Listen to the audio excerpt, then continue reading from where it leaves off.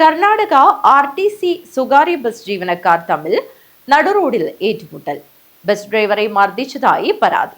3 ദിവസം മുൻപാണ് സ്വകാര്യ ബസ് ജീവനക്കാരും കർണാടക RTC ഡ്രൈവറും തമ്മിൽ നടുറോഡിൽ വെച്ച് പരസ്പരം കയ്യാങ്കളിയുണ്ടായത്.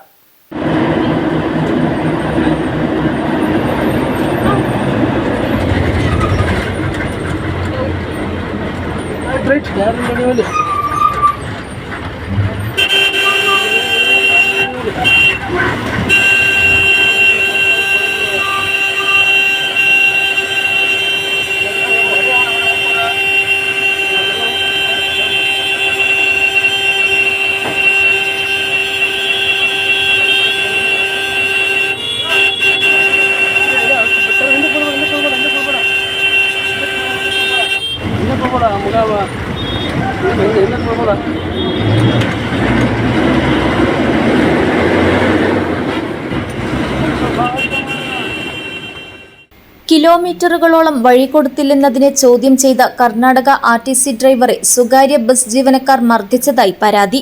വിദ്യാനഗറിൽ വെച്ചാണ് കർണാടക RTC ബസ് ഡ്രൈവറെ നടുറോഡിൽ വെച്ച് മർദ്ദിച്ചത്.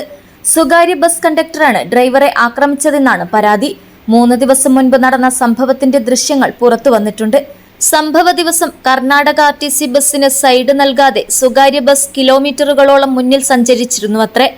ഇതിനെ തുടർന്ന് KSRTC ഡ്രൈവർ തുടർച്ചയായി ഹോൺ മുഴക്കിയതിൽ പ്രകോപിതനായ സ്വകാര്യ ബസ് കണ്ടക്ടർ വാഹനം നിർത്തിച്ച് ഡ്രൈവറെ പിടിച്ച് മർദ്ദിക്കുകയായിരുന്നുവെന്നാണ് ആരോപണം. KL 60D 3060 നമ്പർ ത്രിശാൽ എന്ന സ്വകാര്യ ബസ്സുമായി ബന്ധപ്പെട്ട ജീവനക്കാരനാണ് ആക്രമണത്തിന് പിന്നിലെന്നും ആരോപണം ഉയർന്നിട്ടുണ്ട്. സംഭവത്തെ തുടർന്ന് KSRTC ഡ്രൈവർ പോലീസിൽ പരാതി നൽകി. ഇതിനിടെ കാസർഗോഡ് പഴയ ബസ് സ്റ്റാൻഡിൽ നിന്ന് മല്ലികാർജുന ക്ഷേത്രം വരെ സ്വകാര്യ ബസ്സുകൾ മറ്റു വാഹനങ്ങൾക്ക് വഴിയൊരുക്കാതെ തടസ്സം സൃഷ്ടിക്കുന്നതായി നാട്ടുകാർ ആരോപിക്കുന്നു.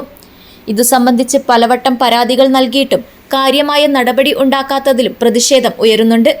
സംഭവത്തിൽ പോലീസ് അന്വേഷണം ആരംഭിച്ചതായാണ് വിവരം. കഴിഞ്ഞ ദിവസമാണ് ഈ സംഭവത്തിന്റെ ദൃശ്യങ്ങൾ പുറത്തുവന്നത്. News bureau, Kasaragod.